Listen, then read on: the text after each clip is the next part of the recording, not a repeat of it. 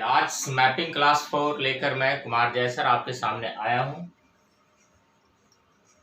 तो हम लोग देखते हैं, कल हम लोग पढ़े थे, याद होगा आप लोगों को, महान हिमालय पढ़ा रहे थे, जिसको उत्तरी हिमालय या हिमाद्री हिमालय भी कहते हैं। उसके बारे में कुछ एग्जाम में जो क्वेश्चन पूछे जाते हैं आपको इन्फॉर्मेशन दिया था। महान हिमालय में दुनिया की सबसे ऊंची चोटी माउंट एवरेस्ट है और दुनिया की तीसरी ऊंची चोटी कंचनजंगा है, जिसमें माउंट एवरेस्ट नेपाल में है, कंचनजंगा नेपाल और भारत के सिक्किम की सीमा पर है। चलिए, तो आज हम लोग चलते हैं मध्य हिमालय। मध्य हिमालय को सबसे पहले हम लोग एक लोकेशन दिखा लेंगे, तो फिर वही जो हम लोग बनाते हैं भारत का एक छोटा सा मैप को हम लोग फिर आज बनाएंगे।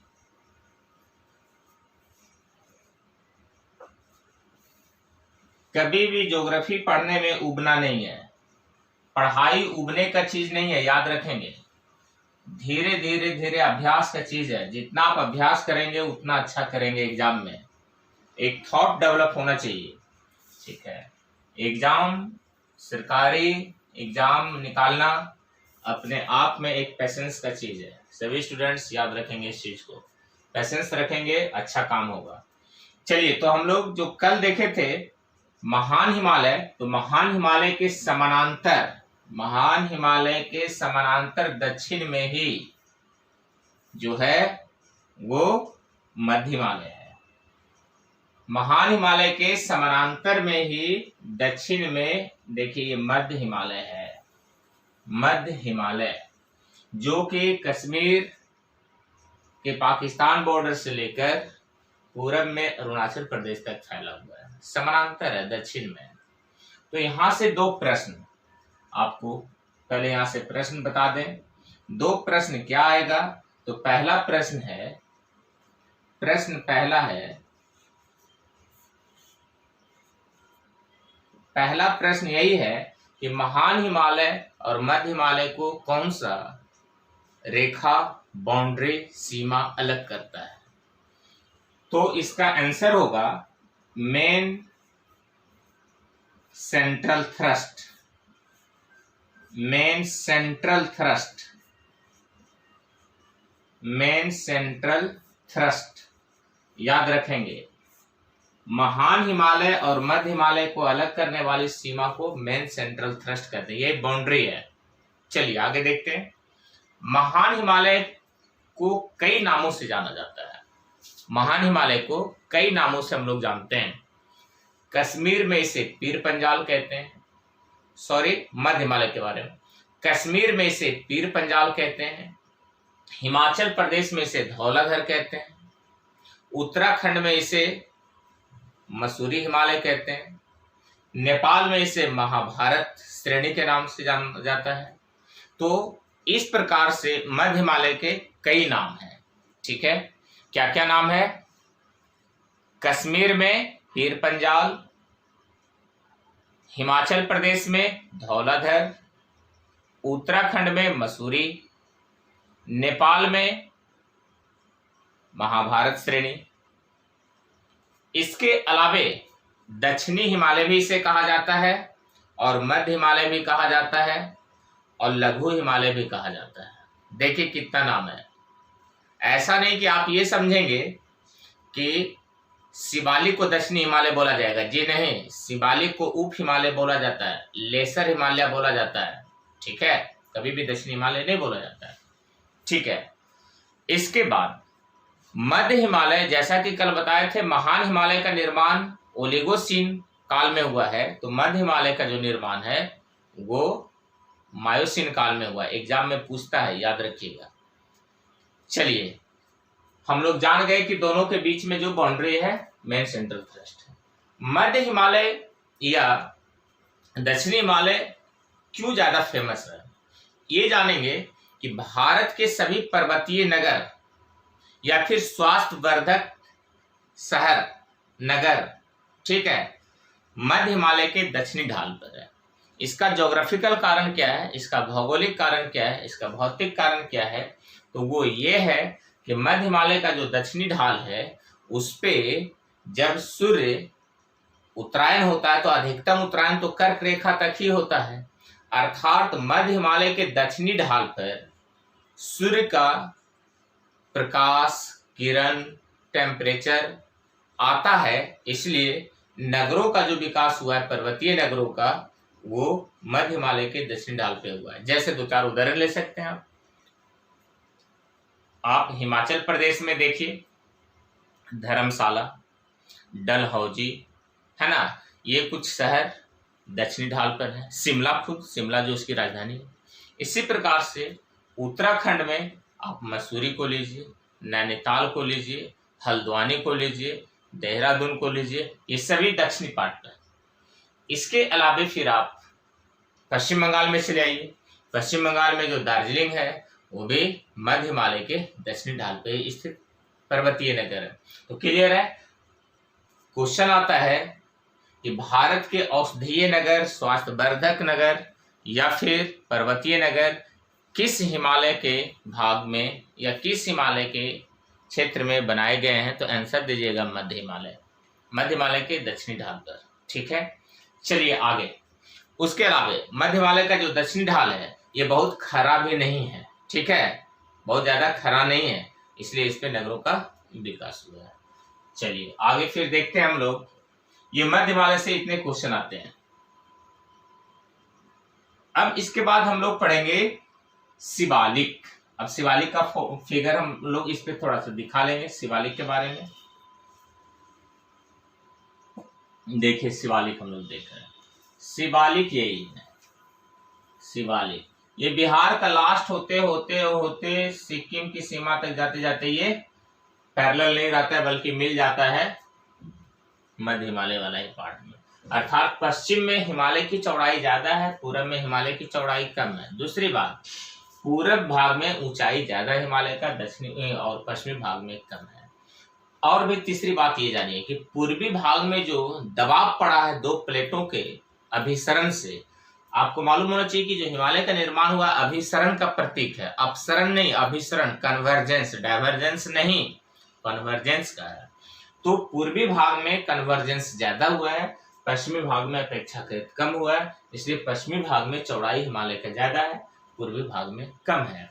चलिए फिर यहाँ पे एक प्रश्न आता है, इसी प्रकार से एक प्रश्न आएगा कि मध्य हिमालय और शिवालिक को कौन अलग करता है? तो जैसे कि ऊपर में हम देखते हैं मेन, सेंट्रल थ्रस्ट, महान और मध्य को, तो यहाँ पर होगा main boundary fault, main boundary fault याद रखना है आपको। शिवालिक और मध्य हिमालय को कौन अलग करता? तो मेन बाउंड्री फॉल्ट। ये इंपॉर्टेंट है, बहुत इंपॉर्टेंट है, दोनों याद रखिएगा। ठीक है, इन दोनों के बीच में ये 1 नंबर और इसमें 2 नंबर। ठीक है, ये 2 नंबर और ये 1 नंबर यहाँ पर। ये महान हिमालय, मध्य हिमालय, शिवालिक। शिवालिक का निर्माण किस काल में हुआ है? प्लायोसीन में हुआ है, याद रखेंगे। ठीक है, जो शिवालिक है वो सबसे दक्षिण में है, उप हिमालय भी कहते हैं। बिहार में पश्चिम चंपारण का जो जिला है, जहाँ पे वाल्मीकि नगर का क्षेत्र है, सोमेश्वर का क्षेत्र है, रामनगर दून है, हरहा घाटी है, वहां पे शिवालिक का कुछ फैलाव देखने को मिलता है। ठीक है, तो ये था हिमालय, आज हम लोग फिनिश किए। अब थोड़ा सा एक चीज और जानेंगे हिमालय के बारे में, वो ये है कि हिमालय का विभाजन सिडनी बुर्राड महोदय ने नदियों के कटिंग के आधार पर भी किया है। ठीक है, जो मान ले कि ये 2500 किलोमीटर जो लंबा हिमालय है, ये तो आपको बताया गया था पूरब में दिहांग गॉर्ज और पश्चिम में सिंधु गॉर्ज, तो बीच में इस तरह से डिवीजन किया गया है। ठीक है, तो पश्चिम में Sindhu gorge, Sindhu gorge, gorge क्या है? नदियों के द्वारा ऊंचे क्षेत्रों से जब जहां नीचे गिरती है, जो गड्ढा का निर्माण होता है, उसी को गॉर्ज कहते हैं। और गॉर्ज का बड़ा रूप कैनियन है। दुनिया का सबसे गहरा कैनियन जो है अमेरिका में कोलोराडो नदी के द्वारा ग्रैंड कैनियन। समझ रहे हैं सभी लोग। और भी आपको कुछ वास्तविकता आज बता रहे हैं, अंत में उसका वीडियो भी दिखाएंगे। आज कोचिंग खुले बंद ना हो लॉकडाउन में, उसके लिए आज एक CAB coaching association of Bihar and Bharat का मीटिंग था। उस मीटिंग को भी मैंने अटेंड किया है। ऐसा इसलिए कि ताकि कोचिंग संस्थान सरकार जो बंद करा देती है सबसे पहले, बाकी सभी चीज उतना अच्छा से बंद नहीं कराती है, यानी इसीलिए हम लोग आज एक मीटिंग किए थे। बहुत लंबा चौड़ा बातचीत उसमें रखा गया है, बहुत सारा एसोसिएशंस के सदस्य उसमें आए थे। तो हम लास्ट में वीडियो आपको दिखाएंगे। मैंने भी अपना बात रखा है कि स्टूडेंट्स जो सबसे ज़्यादा पीड़ित होते हैं, क्योंकि किसी भी देश को आगे बढ़ाने के लिए, समाज को आगे बढ़ाने के लिए शिक्षा सबसे महत्वपूर्ण चीज़ें हैं और शिक्षा पे सरकार अटैक करती है। तो आज इसके बारे में हम लोग कुछ विचार रखें, देखिए सरकार कहाँ तक बात मानती है हम लोगों का। ठीक है, चलिए फिर देखते हैं आगे। सिंधु गौर से लेकर सतलज तक, सिंधु से सतलज, सतलज से काली, काली से तीस्ता और तीस्ता से लेकर दिहांग, जिसको ब्रह्मपुत्र कहते हैं, दिहांग, ये दिहांग है, दिहांग, तीस्ता, काली, ये उत्तराखंड में है, सतलज, इसके बीच में जो हिमालय है इसको हम लोग देख रहे हैं 1 2 3 4, 4 नामों से जानते हैं। पहला को कहते हैं पंजाब हिमालय, पंजाब हिमालय।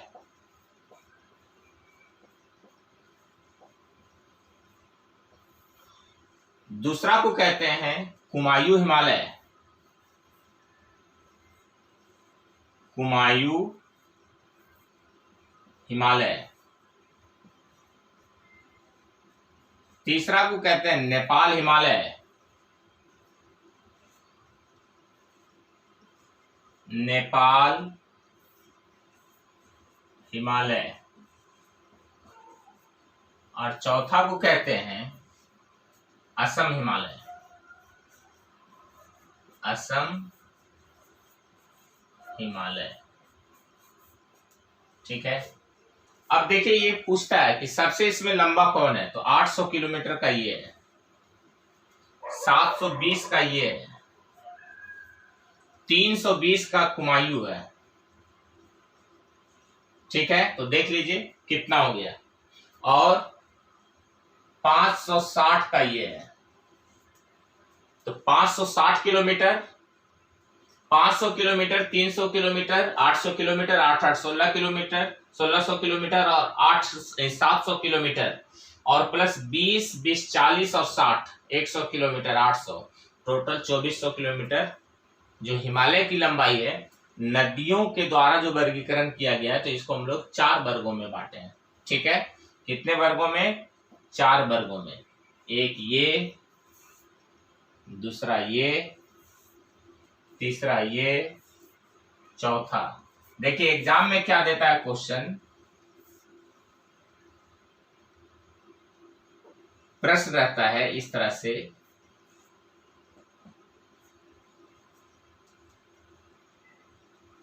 बढ़ते क्रम में सजाएं या आरोही क्रम में सजाएं, घटते क्रम में सजाएं या अवरोही क्रम में सजाएं। ठीक है, ये आप जानते हैं। हिमालय का जो वर्गीकरण है नदियों के आधार पर, इसे घटते क्रम में सजाएं। तो यदि घटते क्रम को क्या बोलते हैं? बड़ा से छोटा, अर्थात अवरोही क्रम। घटते क्रम को बोलेंगे घटते क्रम, इसको हम लोग अवरोही क्रम भी कहते हैं, अवरोही क्रम। इंग्लिश में descending order, in descending order. तो डिसेंडिंग ऑर्डर में यदि आप सजाते हैं तो सबसे पहले आएगा नेपाल हिमालय, नेपाल हिमालय। इसके बाद आएगा असम, अर्थात दूसरा असम हिमालय, इसके बाद पंजाब हिमालय, हम लोग देख रहे हैं 560 किलोमीटर पंजाब हिमालय,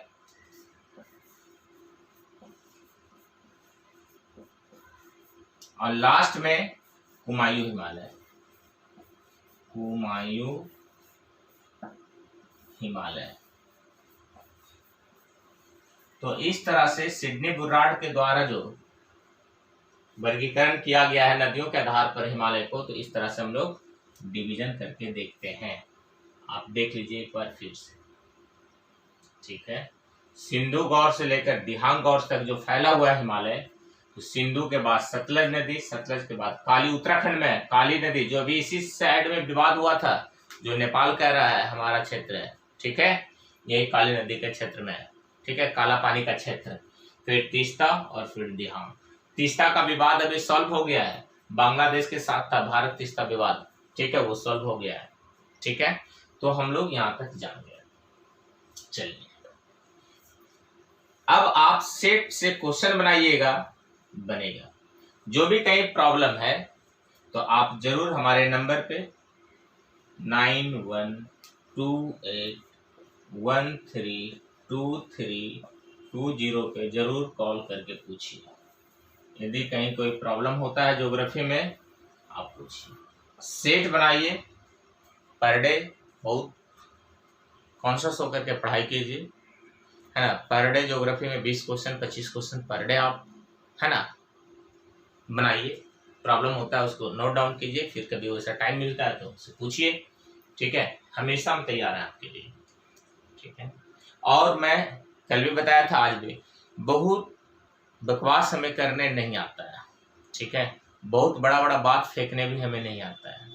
बात फेंकने से रिजल्ट नहीं होता है, पढ़ने से रिजल्ट होता है। कुछ लोग बात फेंकते हैं यूट्यूब पे, ठीक है, वीडियो में, तो जी नहीं, मैं ऐसा नहीं कर सकता हूँ। बात फेंकने से कभी रिजल्ट नहीं हुआ है। लोग मोटिवेट तो बहुत होते हैं, लेकिन जितना तेजी से मोटिवेट होते हैं उतना से डीमोटिवेट भी हो जाते हैं। मोटिवेशन का मतलब होता है जो पढ़ाया जा रहा है उसको आप सही से पढ़ते रहिए, खुद मोटिवेट होते रहिए। बहुत मोटिवेशनल स्पीच सुनने की जरूरत नहीं है, पालन नहीं होता है, ठीक है। अब आप बोलेंगे कि जय सर इस तरह से बोलते हैं, जी नहीं, मेरा कतई ये मकसद नहीं है कि आपको डीमोटिवेट करें। मेरा कहना है कि पढ़ने के लिए प्रेरित होइए खुद से। हम लोग पढ़ाने के लिए यूट्यूब पे आए हैं। चलिए ठीक है। हमें बहुत लोग बोलते हैं कि आप यूट्यूब पे ये बात रखिए, जी नहीं, मैं ऐसा नहीं कभी कर सकता। पढ़ने में विश्वास रखिए, मन दाब कर पढ़िए, एक दिन सफल हो जाइएगा। मोटिवेशनल स्पीच की कमी नहीं है, वहां से ज्यादा कुछ होना नहीं है। चलिए अब हम एक पार्ट फिनिश कर लिया आज। अब हम आपको पढ़ाएंगे, अब हम जो भारत का डिवीजन हुआ उसका, हम भारत का मैप आपको दिखाने जा रहे हैं, ठीक है। अब भारत का मैप हम खोल रहे हैं। अब देखिएगा भारत का मैप, तो फिर देखिए यहाँ पे मैप आ गया। ये पार्ट आपको पढ़ाया जा चुका है, ये पार्ट कंप्लीट हो गया है। पर्वतीय पार्ट, उत्तरी पर्वतीय पार्ट, पर्वतीय भाग कंप्लीट, ये पढ़ा दिया आपको। अब जो पढ़ाएंगे ये फर्स्ट, अब हम लोग पढ़ेंगे ये सेकंड। लिखा हुआ है northern plains, the northern plains, उत्तरी विशाल मैदान, ये हम लोग पढ़ेंगे। उत्तरी विशाल मैदान, अब इस पे हम लोग चर्चा करेंगे, ठीक है। उत्तरी विशाल मैदान, जो यहाँ पे मैप पे ठीक से समझिए, उत्तरी विशाल मैदान, यहां से एक नदी सिंधु, और फिर इसके नीचे से सतलज, यहां से गंगा, और इधर से अलग कलर ले लें, और यहां से ब्रह्मपुत्र, गंगा, सतलज, सिंधु, सिंधु की सभी 5 सहायक नदियां और ये ब्रह्मपुत्र से मिलकर बना है। उत्तरी विशाल मैदान, पश्चिम में पंजाब, पंजाब का मतलब केवल भारत का पंजाब नहीं, पाकिस्तान में भी पंजाब है, जो कि सिंधु और उसकी सहायक नदियों से बना है। आज ना भारत और पाकिस्तान अलग है, 47 से पहले तो सब एक ही था। तो ये उत्तरी विशाल मैदान जो है, तत्कालिक पंजाब, आज भारत है ना, और पाकिस्तान दोनों में, से लेकर बिहार, पश्चिम बंगाल और फिर ये असम तक फैला हुआ है। ठीक है, ये संपूर्ण विशाल मैदान उत्तरी विशाल मैदान के नाम से जाना जाता है। उत्तरी विशाल मैदान में 3 नदियां मुख्य नदी हैं, बाकी जो भी नदियां हैं उन नदियों की सहायक नदी है। उसी के द्वारा लाए गए जलोढ़ अवसादों से इस मैदान का निर्माण हुआ है। कहा जाता है कि दुनिया के बहुमूल्य मृदा निक्षेप का ये मैदान है। ठीक है, बहुत ही ज्यादा उपजाऊ मैदान है। इसे अन्नपूर्णा की धरती भी कहा गया है। सौभाग्यशाली हैं हम लोग कि हम लोग बिहार के हैं और बिहार का अधिकांश भाग, 90% से अधिक भाग मैदानी प्रदेश ही है। ठीक है, चलते हैं। अब यहाँ पे सुनेंगे पश्चिम का जो भाग है वो सिंधु के द्वारा बना है, उसकी सहायक नदियों के द्वारा। मध्य का जो भाग है गंगा और उसकी सहायक नदियों के द्वारा, और जो इस मैदान का पूर्वी भाग है जो संकीर्ण ज्यादा है वो ब्रह्मपुत्र और उसकी सहायक नदियों के द्वारा बना है। अर्थात इस मैदान के निर्माण में 3 सबसे प्रमुख नदी हैं। पश्चिम में सिंधु, सिंधु का ओरिजिनेटेड पॉइंट तिब्बत में मानसरोवर झील माना जाता है, और उसी से एक और नदी है जो पश्चिम की ओर ना बह करके उसके विपरीत में पूर्वी दिशा में बहती है, जिसको हम लोग सांगपो या यारलुंग जांगपो कहते हैं। वो अरुणाचल प्रदेश में दिहांग के नाम से, और उससे आगे असम में जब आते हैं तो ब्रह्मपुत्रा के नाम से जानते हैं। तो we most of the people known as only Brahmaputra, लेकिन उसका कई नाम है। सांगपो जैसा बताया, यारलुंग जांगपो, दिहांग, असम में उसको ब्रह्मपुत्र कहते हैं। ठीक है, तो वो उत्तरी विशाल मैदान का पूर्वी भाग का निर्माण किया है। पश्चिमी भाग सिंधु, मध्य भाग गंगा और पूर्वी भाग ब्रह्मपुत्र और इनकी सहायक नदियों के द्वारा। उत्तरी विशाल मैदान के बारे में अब हम बात करें तो इसको 3 पार्ट में डिवीजन करेंगे। उत्तरी विशाल मैदान को हम लोग 3 पार्ट में डिवीजन करके पढ़ेंगे। चलिए आगे देखते हैं।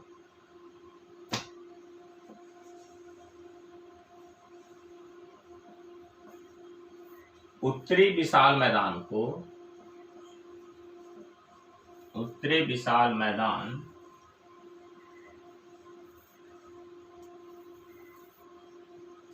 के बारे में हम लोग क्या जाने। इस मैदान का निर्माण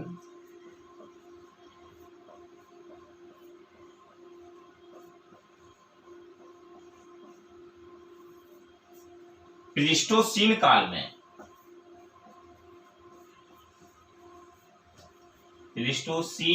में हुआ है। बहुत भी आई है प्लीस्टोसीन काल,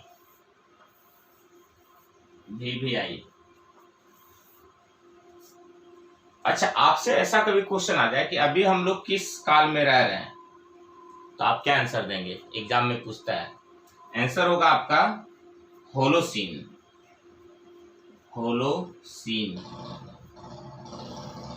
काल। हम लोग जो रह रहे हैं अभी होलोसीन में रह रहे हैं। वर्तमान, इसको क्या वर्तमान समय किस काल का है? होलोसीन। भी आइए, ये याद रखेंगे। तो जो होलोसीन है, होलोसीन के पहले था प्लीस्टोसीन। ठीक है। होलोसीन जो काल है वो 10,000 पूर्व से है, और जो प्लीस्टोसीन काल है वो 10,000 से पहले और 1 मिलियन के बाद के बीच का है। ठीक है। तो होलोसीन काल में इस मैदान का, उत्तरी विशाल मैदान का निर्माण हुआ है। उत्तरी विशाल का मैदान 3 प्रमुख और उसकी सहायक नदियों के द्वारा हुआ है। उत्तरी विशाल मैदान बहुत ही उपजाऊ जलोढ़ मृदा निक्षेपों से है। जलोढ़ मृदा को इंग्लिश में एलुवियल सॉइल कहते हैं।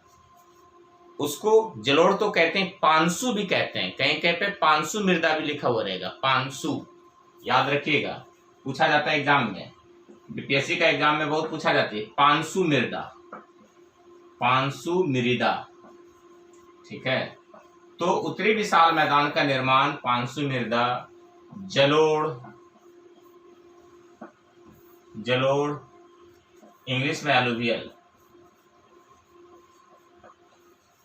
सॉइल के द्वारा हुआ है, एलुवियल सॉइल के द्वारा हुआ है।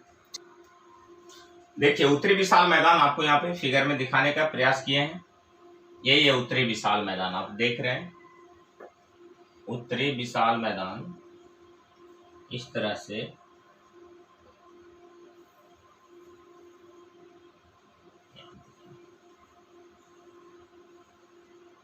ये असम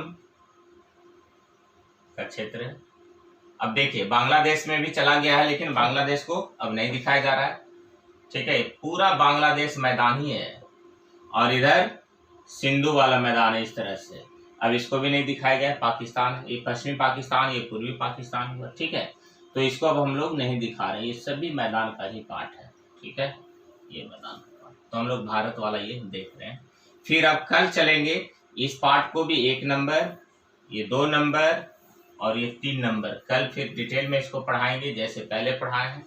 आप लोग जरूर अच्छा से वीडियो देखिए, दूसरों को भी दिखाने का प्रयत्न कीजिए, शेयर कीजिए। और जो आज कैब का मीटिंग का जो हमारा वीडियो है उसको हम डाल रहे हैं, उसको भी देखिएगा, लोगों तक शेयर कीजिएगा। उसको शेयर करना इसलिए ज़रूरी है ताकि और भी शिक्षक लोग भी उसको देखें, ताकि वो लोग कैब में जुड़ें। मेरा नंबर है, जिनको भी कैब में जुड़ना है मेरे नंबर पे ज़रूर कॉल करें, ठीक है। आज का क्लास यहीं तक, धन्यवाद।